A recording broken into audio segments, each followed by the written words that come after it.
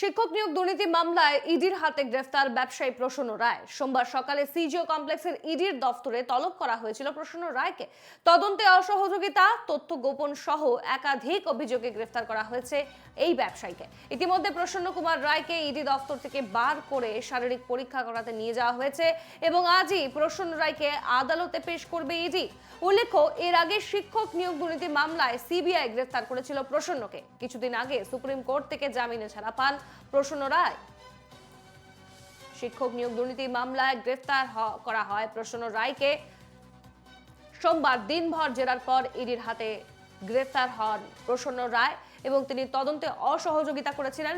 পাশাপাশি বিভিন্ন তথ্য গোপনের অভিযোগ উত্থাপন হয় তার বিরুদ্ধে।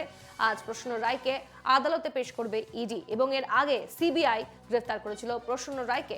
উল্লেখ্য, গত নভেম্বরে তাকে জামিন দিয়েছিল সুপ্রিম কোর্ট। কিছুদিন আগে সুপ্রিম কোর্ট থেকে জামিনে ছাড়া পান প্রসন্ন রায়। এর আগে শিক্ষক নিয়োগ দুর্নীতি মামলায় সিবিআই গ্রেফতার করেছিল প্রসন্ন রায়কে। আজই প্রসন্ন রায়কে আদালতে পেশ করবে ইডি। যেমনটা জানা যাচ্ছে, সোমবার দিনভর জেরার পর ইডির হাতে গ্রেফতার হন শিক্ষক নিয়োগ দুর্নীতি মামলায় ব্যবসায়ী প্রসন্ন রায় এবং সোমবার সকালে সিজিও কমপ্লেক্সের ইডির দফতরে তলব করা হয়েছিল প্রসন্ন রায়কে। তিনি তদন্তে অসহযোগিতা করেছিলেন, তার পাশাপাশি বহু তথ্য গোপন করেছিলেন তিনি। এই ধরনের একাধিক অভিযোগে গ্রেফতার করা হয় ওই ব্যবসায়ীকে। ইতিমধ্যে প্রসন্ন কুমার রায়কে ইডি দফতর থেকে বার করে শারীরিক পরীক্ষা করাতে নিয়ে যাওয়া হয়েছে এবং আজই প্রসন্ন রায়কে আদালতে পেশ করবে ইডি। বিস্তারিত জানবো, সরাসরি যাব আমাদের প্রতিনিধি বিধান নস্করের কাছে। বিধান, আজই প্রসন্ন রায়কে আদালতে পেশ করবে ইডি। ঠিক কটায় আদালতে পেশ করা হবে তাকে? ইতিমধ্যে তাকে শারীরিক পরীক্ষা করাতে নিয়ে যাওয়া হয়েছে বাইরে।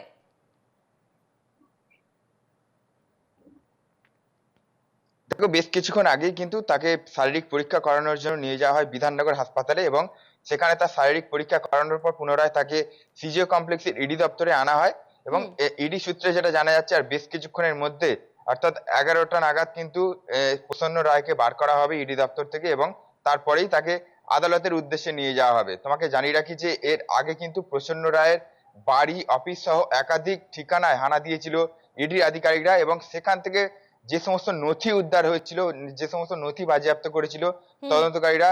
তোমাকে জানিয়ে রাখি যে তার যে সমস্ত সম্পত্তি রয়েছে, কোথায় কোথায় সম্পত্তি রয়েছে, কি পরিমাণ সম্পত্তি রয়েছে, সেই সম্পত্তির উৎস কি রয়েছে, সেই সম্পর্কে কিন্তু একেবারে যে নথি উদ্ধার করেছিল সেই সম্পর্কে তাকে জানতে চাওয়ার জন্য তাকে গতকাল ইডি দপ্তরে ডাকা হয়েছিল। সারা দিনভর তাকে জিজ্ঞাসাবাদ করার পর ইডি সূত্রে যে অভিযোগ উঠে আসছে যে মূলত তথ্য গোপন করার চেষ্টা করছিলেন প্রসন্ন রায় এবং তদন্তে অসহযোগিতা করছিলেন, সেই কারণেই কিন্তু তাকে গ্রেপ্তার করা হয়। আজ তাকে আদালতে তোলার পর তাকে নিজেদের হেফাজতে নিয়ে তাকে আরো জিজ্ঞাসাবাদ করতে চায়, সেই কারণেই তাকে কিন্তু আর বেশ কিছুক্ষণ পরেই ইডি দপ্তর থেকে বার করে আদালতের উদ্দেশ্যে নিয়ে যাওয়া হবে। প্রসঙ্গত তোমাকে জানিয়ে রাখি যে এর আগে সিবিআই আধিকারিক তারা কিন্তু গ্রেপ্তার করেছিল এই একই মামলায়, অর্থাৎ শিক্ষক নিয়োগ দুর্নীতি মামলায় তাকে গ্রেপ্তার করেছিল। পরবর্তী সময় তার জামিন হয় এবং সেখানে যে দুর্নীতির পাটটা তুলে ধরা হয়েছিল, পাশাপাশি ইডি এই তদন্ত হাতে নেওয়ার পর সেখানে যে আর্থিক তছরূপ হয়েছে বা এই শিক্ষক নিয়োগ দুর্নীতির টাকা কোথায় কোথায় গেছে বা তার যে সমস্ত সম্পত্তির কথা উঠে আসছে সেই সম্পত্তিতে কোনোভাবে লাগানো হয়েছে কিনা,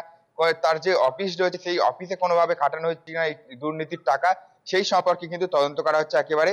তাকে নিজেদের হেফাজতে নেওয়ার পর আরো তাকে জিজ্ঞাসাবাদ করা হবে যে এই যে নজর রেখো। আপাতত তোমাকে ধন্যবাদ।